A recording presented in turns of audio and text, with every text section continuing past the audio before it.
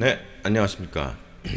오늘은 신명기 33장 13절에서 17절까지의 말씀으로 모세의 축복 시리즈 5번째 시간을 갖도록 하겠습니다. 자, 오늘은 요셉인데 요셉, 에브라임과 므낫세 지파입니다. 자, 오늘 요셉을 통해서 인내에 대해서 좀 생각을 해보고자 합니다. 자, 요셉은 여러분들도 잘 아시다시피 형들에 의해 애굽의 종으로 팔려갔습니다. 네. 굳이 자세한 이야기는 안 해도 되겠죠. 네. 종살이도 억울한데 누명까지 받아서 수년간 기약 없는 감옥 생활까지 해야 했습니다. 그럼에도 요셉은 하나님을 놓지 않았습니다. 절망적인 상황 가운데서도 하나님의 섭리를 기대하며 살았습니다. 네, 물론 그 인내 시간이 결코 짧지 않았습니다. 성경학자들에 의하면 여러 가지 정황을 봤을 때 정확하게 성경에는 요셉이 몇 년 감옥 생활을 했다라는 것이 나와 있지는 않지만 대략적으로 한 7년 이상, 최소한 7년 이상은 감옥 생활을 하지 않았나라고 이야기들을 합니다. 그런데 7년을 딱 정해졌고, 자, 오늘부터 7년. 이러고 우리가 감옥 생활 하라 그러면 내가 7년형을 받았어요. 그러면 견딜 만한 일이겠죠. 7년 길면 길지만 또 기간이 정해져 있으니까는 까짓거 7년. 네. 부담은 되는 기간이긴 하지만 그래도 또 견디려면 견딜 만한 또 시간이기도 합니다. 그런데 문제는 7년인지 몰라요, 당시에는. 예. 이게 몇 년이 걸릴지, 몇 개월이 될지, 아니면 평생 그냥 감옥에서 썩게 될지. 네. 네, 썩게 될지. 험한 말이 나왔네요. 아무도 모르는 상황에서 그냥 마냥 세월만 보내는 겁니다, 감옥에서. 그런 상태에서 1년을, 2년을, 3년을, 4년을 보냈다고 생각해 보십시오. 그리고 앞으로 더 얼마나 더 보내게 될지를 모른다. 분명히 절망할 수도 있을 것입니다. 어느 순간에 무너지게 될 수도 있었을 것입니다. 충분히 그래도 이해가 될 만한 상황이었습니다, 요셉의 상황이. 그런데 이렇게 요셉이 마냥 절망만 하고 있기에는 그에게는 참으로 드라마틱한 일들이 많았습니다. 그렇죠? 네. 그리고 그 고비마다 하나님을 바라보며 요셉은 매달렸습니다. 그리고 그 결과로 요셉은 하나님의 지혜로 고난을 극복할 수 있었고 그 자손들까지 하나님의 축복의 손길이 임하게 되었습니다.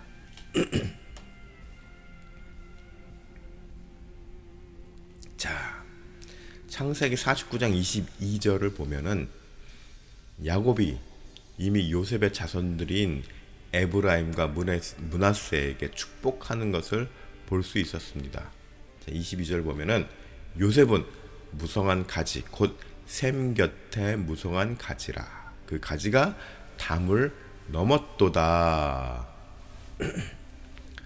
자, 일단 가지인데, 무성한 가지인데 샘 곁에 있다 그랬어요. 샘은 뭡니까? 물이죠. 생명의 원천이죠. 그러니까 아주 그 생명이 든든하다는 겁니다. 그렇죠? 그런데 그 든든함을 넘어서 그 가지가 담을 넘었대요. 뭡니까? 외부에 어떤 장애가 있을지라도 하나님의 축복이 이 장애를 뛰어넘을 것이라는 예언이었습니다. 그리고 이 축복은 모세에 의해서 다시 한번 확인되고 있습니다. 13절에서 15절까지 보면은 요셉에 대하여는 일렀으되 원하건대 그 땅이 여호와께 복을 받아 하늘의 보물인 이슬과 땅 아래에 저장된 물과 14절 태양이 결실하게 하는 선물과 태음이 자라게 하는 선물과 15절 옛 산의 좋은 산물과 영원한 작은 언덕의 선물과 보니까 가나안 정복후 에브라임과 므낫세 지파는 기름진 땅, 즉 가나안 땅의 4분의 1을 차지할 정도로 아주 축복을 받는 지파가 되었습니다. 자, 16절 볼까요? 땅의 선물과 거기 충만한 것과 가시 떨기 나무 가운데서 계시던 이의 은혜로 말미암아 복이 요셉의 머리에 그의 형제 중 구별된 자의 정수리에 임할지로다.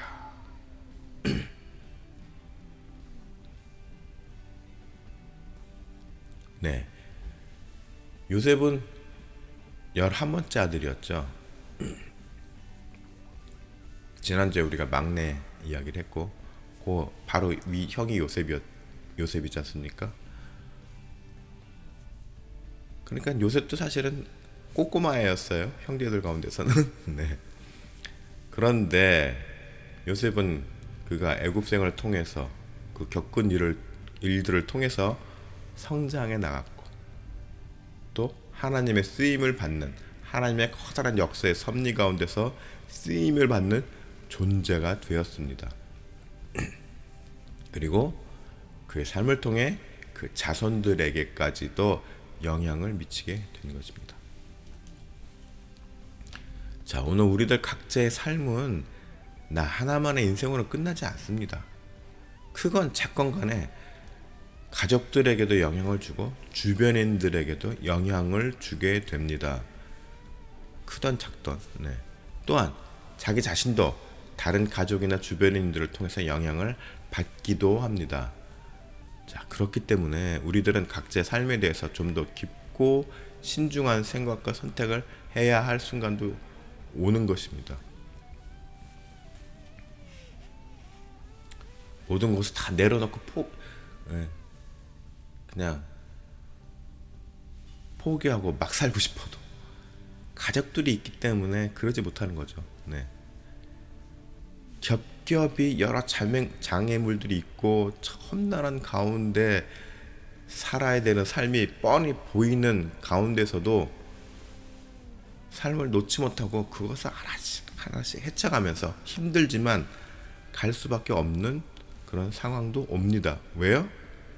내가 여기서 주저앉으면 가족들까지 다 주저앉게 되기 때문에. 그렇죠. 그렇기 때문에 사는 거죠. 그런 와중에 우리는 어떻게 해요? 하나님을 찾고 부르짖어야 되는 것입니다. 그러면 어떻게 됩니까? 바로 요셉과 같은 결실을 맺게 되는 것입니다. 자, 에서를 보면은 자기의 장자권을 가볍게 여기다가 야곱에게 축복을 빼앗기는 일을 겪었습니다. 그래서 에돔의 후손들까지도 결국은 에서의 분노를 품은 채 살아가는 그런 민족이 되었죠. 에서에서부터 비롯됐습니다. 네. 자, 17절 보면은 좀 재밌는 말씀이 나옵니다. 그는 첫 수송아지 같이 위엄이 있으니 그 뿔이 들소의 뿔 같도다.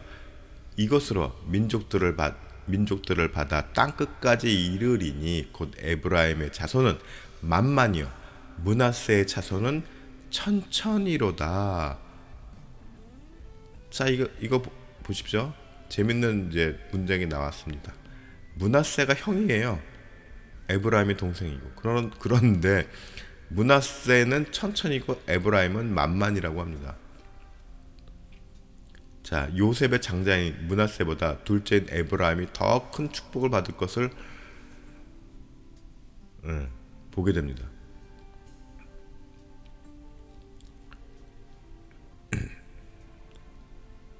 우리의 삶은 구원이라는 최종 결승점을 향해 가는 경주와도 같습니다.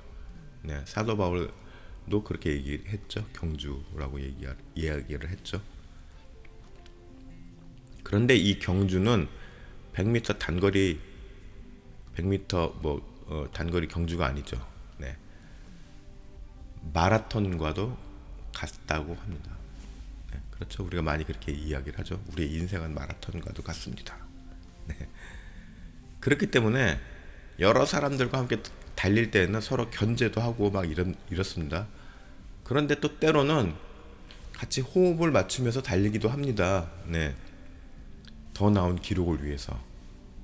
그리고 상황에 따라서는 옆에 선수가 낙오로 하면은 갑자기 불의의 어떤 사고로 막 다리가 뭐 접질려져서 막 낙오를 했어요.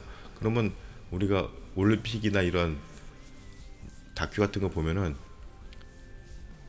메달이 유명한 선수인데 자신의 메달을 포기한 채 그 낙오된 선수를 부축해서 같이 뛰는 장면도, 그런 감동적인 장면도 보기도 합니다.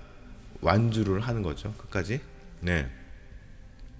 또 때로는 반면에 혼자 독주를 하면서 달리기도 합니다. 그러면서 어떻게 해요? 아무도 없으니까는 자신과의 싸움을 하면서 혼자 달립니다. 자, 중요한 것은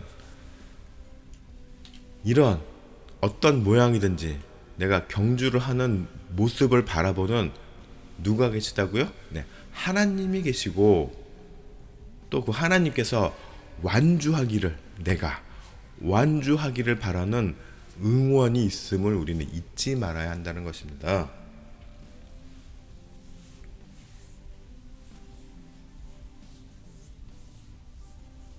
그러면서 인내할 것을 말씀하시죠. 히브리서 12장 1절에 이러므로 우리에게 구름같이 둘러싼 허다한 증인들이 있으니 모든 무거운 것과 얽매이기 쉬운 죄를 벗어버리고 인내로써 우리 앞에 당한 경주를 하며. 네. 자, 인내를 강조하고 있습니다. 우리는 견뎌야 합니다. 이 세상은 견디는 겁니다. 네. 우리에게 주어진 하나님의 미션을 감당하면서 견뎌야 하는 것입니다.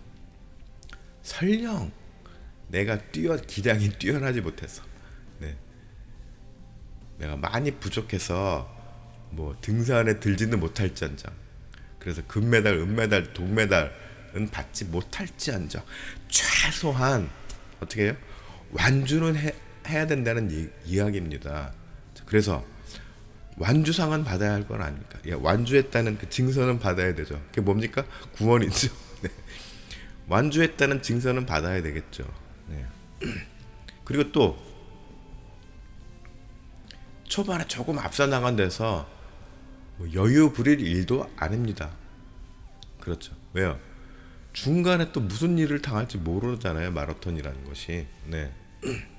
갑자기 페이스 조절에 실패해서 급격히 체력 저하가 올 수도 있고, 그래서 뭐 무너질 수도 있습니다. 네. 그리고 아까처럼 갑자기 발이 접질려질 수도 있고. 네. 무슨 일을 당할지 모르니 초반에 조금 앞서 나간다고 해서 내가 뭐 기뻐할 것도 아니고 자랑할 것도 아니고 여유 부릴 일도 아닙니다. 그저 나의 페이스를 꾸준하게 유지하며 달려가는 겁니다. 네. 내가 이 세상에서 좀 잘 산다고 해서 그것이 뭐 자랑할 만한 것도 아니고, 지난번에도 말씀을 드렸다시피 이 세상에서 나에게 허락된 물질은 뭡니까? 다 하나님 앞에 빚입니다. 어디다 쓰라고요? 네. 그것은 다 공작금이에요. 하나님의 사역을 위해서 쓰는. 그래서 내가 이 세상에서 의무적으로 돌봐야 할 가족들을 챙기고 가족들을 챙기고, 가족은 위에 부모와 자녀들을 말하는 거죠. 예. 열심히 살아서 가족들을 챙길 데 들어가는 소요되는 비용을 제외하고는 어떻게 해요? 네. 다 하나님의 사역을 위해서 쓰여져야 된다는 것이죠. 그렇기 때문에 이 세상에서 내가 물질이 많다고 해서 그것이 자랑할 것도 안 됩니다. 그만큼 할 일이 많다는 거죠. 네. 더 할 일이 많다는 이야기입니다. 네. 그리고 또 이 세상에서 내가 가진 게 없다고 실망하거나 뭐 좌절할 필요도 없습니다. 없으면 없는 대로 작은 것에서부터 충성하면은 됩니다. 그러면 또 하나님께서 우리를 바닥에서부터 끌어서 우리가 하나님께서 쓰시기 좋은 자리까지는 이끌어 주십니다. 아이고, 이끌어 주십니다.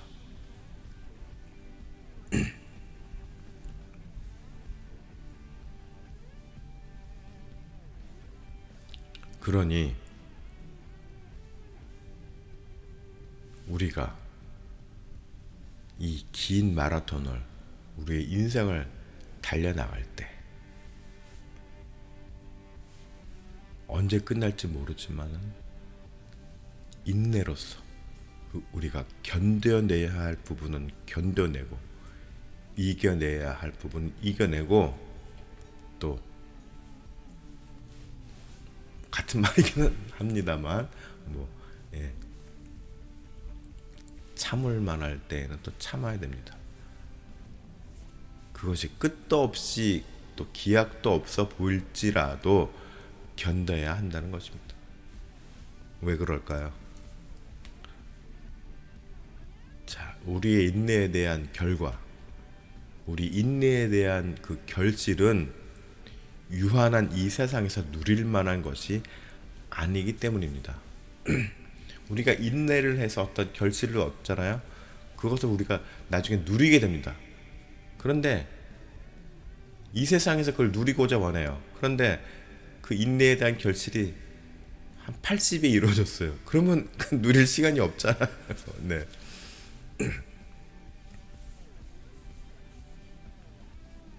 우리의 인내에 대한 그 열매는 어디서 우리가 누립니까?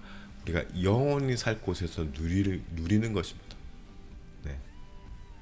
그렇기 때문에 지금 힘들고 고난이 있고 여러 가지 장애가 일지라도 그것을 극복하고자 우리가 애쓰고 노력하고 또 힘써서 나가야 되는 것입니다. 그럴 때 하나님께서 우리를 서포트를 해주십니다.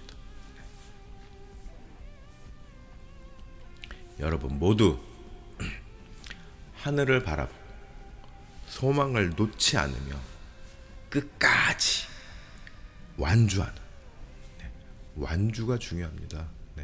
완주하는 그런 믿음의 경주자들이 되시기를 축복합니다.